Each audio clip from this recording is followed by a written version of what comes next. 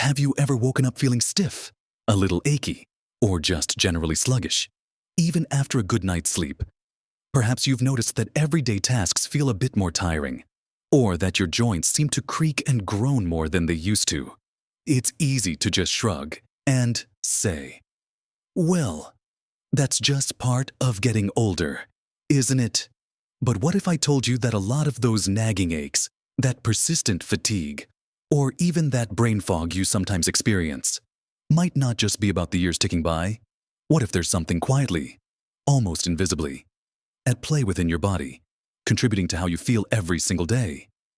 It's a painful reality for many of us over 60, feeling like our bodies are working against us, when often the true culprit is something we're consuming without even realizing its impact.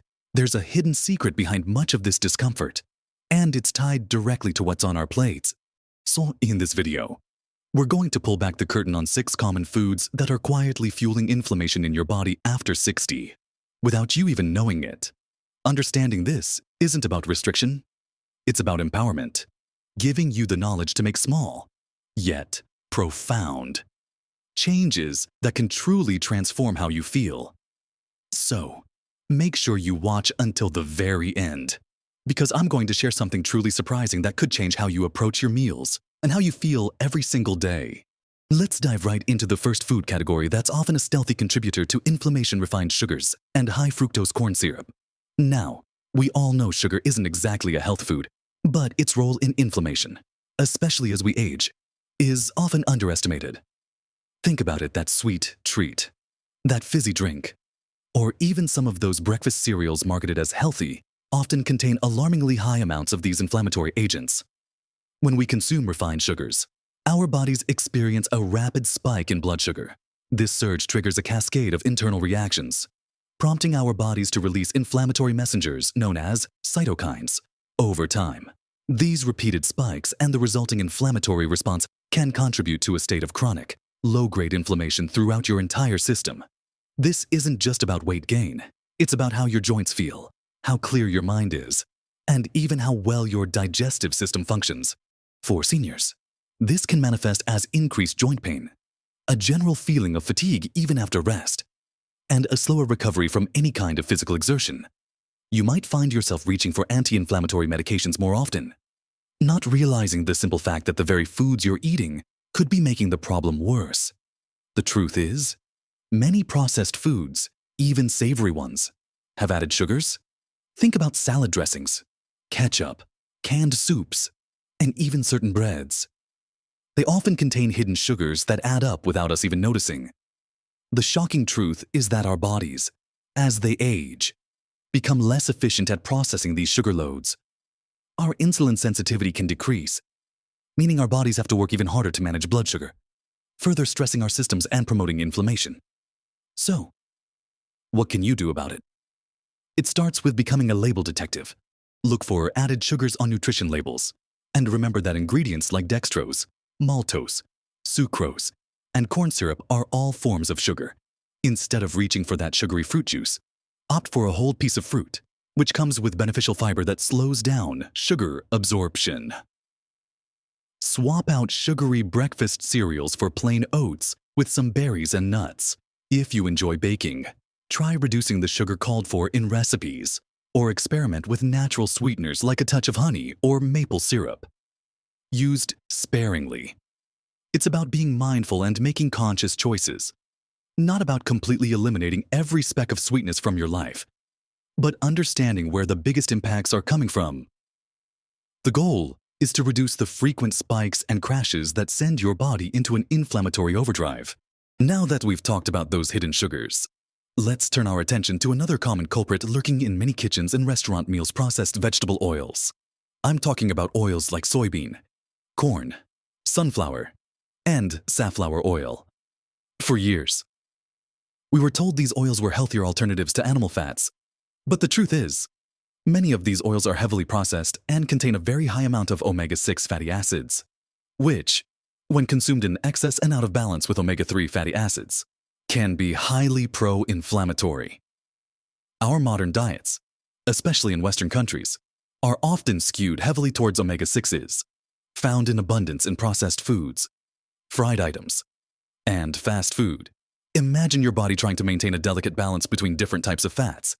When there's a huge surplus of omega-6s and a deficit of omega-3s, your body essentially starts producing more inflammatory molecules. This isn't a theory. It's a fundamental aspect of how our cells communicate and respond to the environment within our bodies. Think about how often you encounter these oils. They're used for deep frying in almost every restaurant.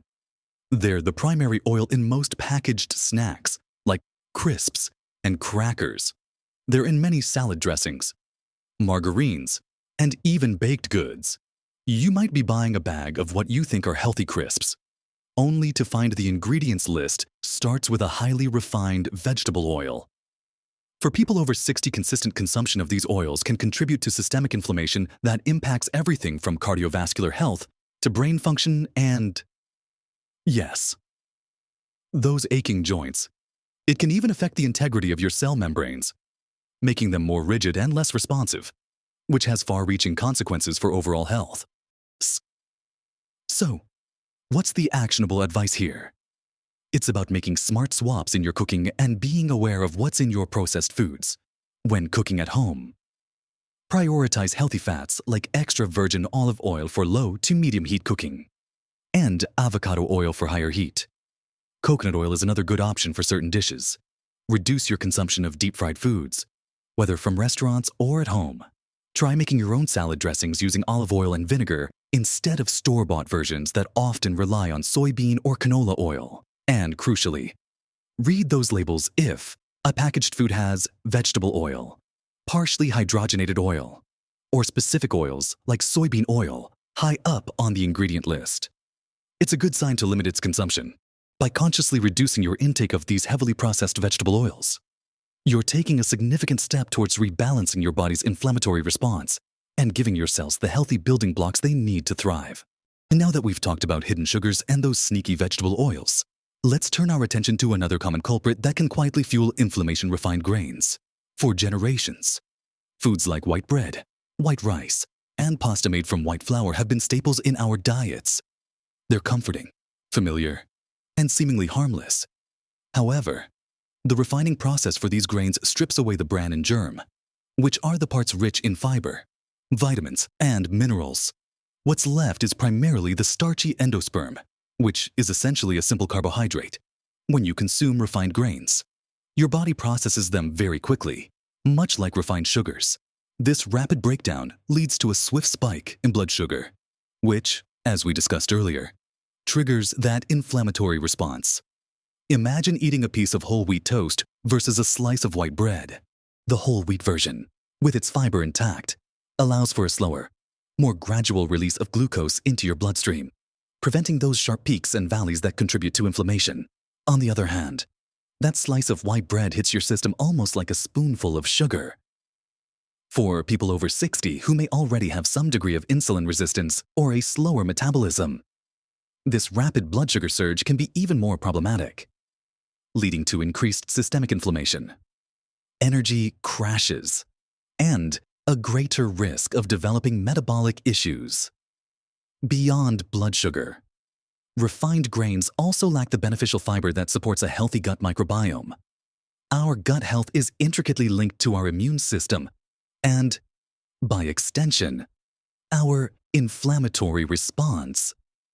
A diet rich in fiber from whole grains feeds the beneficial bacteria in our gut, which produce short-chain fatty acids that have anti-inflammatory properties. When we deprive these good bacteria of their food source by consuming mostly refined grains, we disrupt this delicate balance, potentially contributing to gut dysbiosis and increased inflammation throughout the body. So, what's the practical advice here? It's about making a conscious switch to whole grain alternatives whenever possible. Instead of white bread, opt for 100% whole wheat or whole grain bread. Choose brown rice or quinoa instead of white rice. Explore whole wheat pasta or pasta made from legumes. Start your day with a bowl of old-fashioned rolled oats rather than highly processed, sugary cereals. Even simple swaps like opting for whole grain crackers over refined ones can make a difference. It's not about being perfect, but about consistently choosing the more nutrient-dense, fiber-rich options that support your body's natural anti-inflammatory pathways. These small changes accumulate over time, leading to a noticeable improvement in how you feel, from your energy levels to the comfort in your joints. Next up on our list of quiet inflammation culprits are processed meats. I'm talking about things like bacon, sausages, deli meats, ham, hot dogs, and pepperoni. These foods are often convenient and tasty, but their widespread consumption, especially as we age, can have a significant inflammatory impact on our bodies. The primary issues with processed meats stem from their processing methods and the additives they contain. Many processed meats are preserved using nitrates and nitrites, which, under certain conditions like high-heat cooking, can form N-nitroso compounds, known carcinogens that also contribute to inflammation. Furthermore, these meats are often high in saturated fat and sodium, and they frequently undergo high-temperature cooking methods like grilling or frying, which can create advanced glycation end products, or AGEs. We touched on AGEs briefly when discussing sugar, but it's important to understand they are compounds formed when sugars react with proteins or fats. Particularly in high-heat cooking, AGEs are highly pro-inflammatory and can accumulate in the body, contributing to oxidative stress and cellular damage, which accelerates the aging process and fuels chronic inflammation. Imagine these compounds irritating your arteries, contributing to joint stiffness and even affecting cognitive function over time. For seniors, regularly consuming processed meats can exacerbate existing inflammatory conditions like arthritis, contribute to cardiovascular issues, and generally make you feel less vibrant. The gut also plays a critical role here. The additives and unhealthy fats in processed meats can disrupt the delicate balance of your gut microbiome, promoting the growth of less beneficial bacteria and potentially leading to a leaky gut, where inflammatory particles can pass into your bloodstream, further fueling systemic inflammation. So, what can you do? The key is moderation and choosing wisely. It's not necessarily about never enjoying a slice of bacon again, but making it an occasional treat rather than a daily staple. Prioritize lean, unprocessed protein sources like fresh chicken, fish, especially fatty fish rich in omega-3s like salmon and mackerel, eggs, legumes, and plant-based proteins. When you do choose meats, opt for fresh, minimally processed cuts.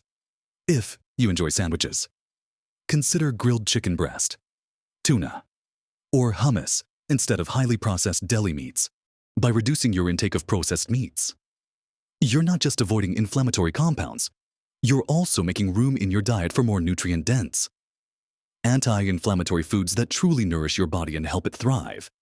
It's about trading those less-than-ideal choices for foods that actively support your well-being, helping you feel lighter, more energetic, and less prone to aches and pains.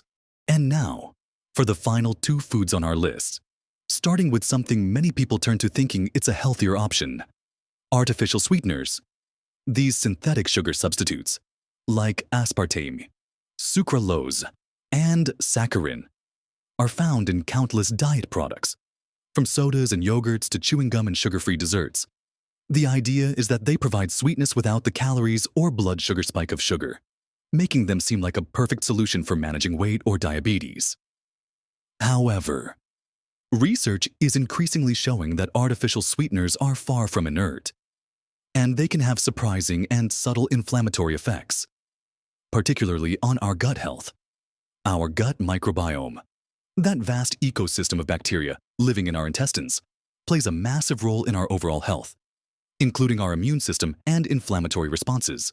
Studies have shown that artificial sweeteners can alter the composition of our gut bacteria, reducing the diversity and potentially promoting the growth of bacteria that are linked to inflammation and metabolic dysfunction. Imagine this: you're trying to be good by having a diet soda, but unknowingly, you're introducing compounds that might be subtly irritating your digestive system and sending inflammatory signals throughout your body. Some people also report experiencing headaches, digestive upset, or even mood changes after consuming artificial sweeteners, which could be linked to these inflammatory pathways. Furthermore, these sweeteners keep our palates accustomed to intensely sweet tastes, which can make it harder to appreciate the natural sweetness of whole foods and might even lead to cravings for more sweet things. For seniors, who might already have a more sensitive digestive system or be managing metabolic conditions, the impact of these artificial compounds can be even more pronounced. So, what's the actionable advice? The best approach is to reduce your reliance on intensely sweet tastes altogether. If you typically reach for diet sodas, try switching to plain water, sparkling water with a squeeze of lemon or lime, or unsweetened herbal teas. When choosing yogurts or other products, opt for plain versions and add your own natural flavors like fruit or a tiny drizzle of honey if needed, if you do use a sweetener. Natural alternatives like a very small amount of stevia or monk fruit extract might be preferable. But the goal should always be to gradually reduce your overall desire for extreme sweetness. By cutting back on artificial sweeteners, you're not just avoiding a chemical, you're giving your gut a chance to rebalance and allowing your body to become more attuned to genuine, natural flavors. And finally, the sixth food that quietly causes inflammation after 60. And this one might surprise many of you, because it's something widely accepted in our culture as a social lubricant, or even a perceived stress reliever: excessive alcohol consumption. While a very moderate amount of certain types of alcohol, like red wine, has sometimes been linked to benefits, the reality is that for many people, especially as we age, regular or excessive alcohol intake can be a significant driver of inflammation throughout the body. How does it work? Alcohol, once consumed, is primarily processed by your liver. This process generates toxic byproducts that can damage liver cells and trigger an inflammatory response within the liver itself, leading to conditions like alcoholic fatty liver disease. But the inflammation doesn't stop there. Alcohol can also disrupt the integrity of your gut lining, potentially leading to what's often called leaky gut. When the gut lining becomes more permeable, undigested food particles, toxins, and bacteria can pass from the gut into the bloodstream, prompting a widespread immune response and systemic inflammation. Imagine these inflammatory molecules circulating throughout your body, contributing to joint pain, aggravating skin conditions, disrupting sleep patterns, and even impacting brain function. For seniors, whose bodies may already be less efficient at processing alcohol and whose systems might be more susceptible to inflammation, the effects can be particularly pronounced. Even seemingly moderate drinking can start to add up. You might think a glass of wine or two every evening is harmless, but over time, if it's consistent, and if your body is already burdened by other inflammatory factors, it can quietly contribute to a constant state of low-grade inflammation. This isn't about shaming or making anyone feel bad. It's about providing important information for your health. Alcohol can also interfere with nutrient absorption, particularly B vitamins, which are crucial for energy and nerve function, and can also dehydrate the body, further exacerbating inflammatory processes. So, what's the actionable advice here? It's about mindful consumption and setting clear boundaries. If you choose to drink alcohol, stick to recommended limits, which are generally 1 standard drink per day for women and 2 for men, but even less might be beneficial as you age. Consider incorporating alcohol-free days into your week. When you do drink, choose lower alcohol options and make sure to stay well hydrated with water. Some people find that eliminating alcohol entirely for a period can lead to surprising improvements in energy, sleep quality, and a reduction in aches and pains. It's about listening to your body and recognizing that while a glass might offer temporary relaxation, its long-term impact on inflammation, especially after 60, might be subtly undermining your overall well-being. It might feel a bit overwhelming to hear about all these common foods that can quietly contribute to inflammation in our bodies after 60. We've talked about the sneaky refined sugars and high fructose corn syrup hiding in so many everyday items, the widespread presence of pro-inflammatory processed vegetable oils, the surprising impact of refined grains on our blood sugar and gut, the hidden dangers in processed meats with their additives and AGs, the often misunderstood effects of artificial sweeteners on our microbiome, and even how excessive alcohol consumption can stir up trouble. But please, don't feel discouraged or overwhelmed by this information. The wonderful thing is that once we understand what's happening beneath the surface, once we become aware of these quiet culprits, we gain incredible power. We gain the power to make informed choices, to swap out the less beneficial for the truly nourishing, and to actively support our bodies in feeling their best. This isn't about perfection, it's about progress, about making small, consistent changes that accumulate into significant improvements in your health and happiness. Remember, every conscious decision you make at the grocery store, every time you choose a whole food over a processed salad,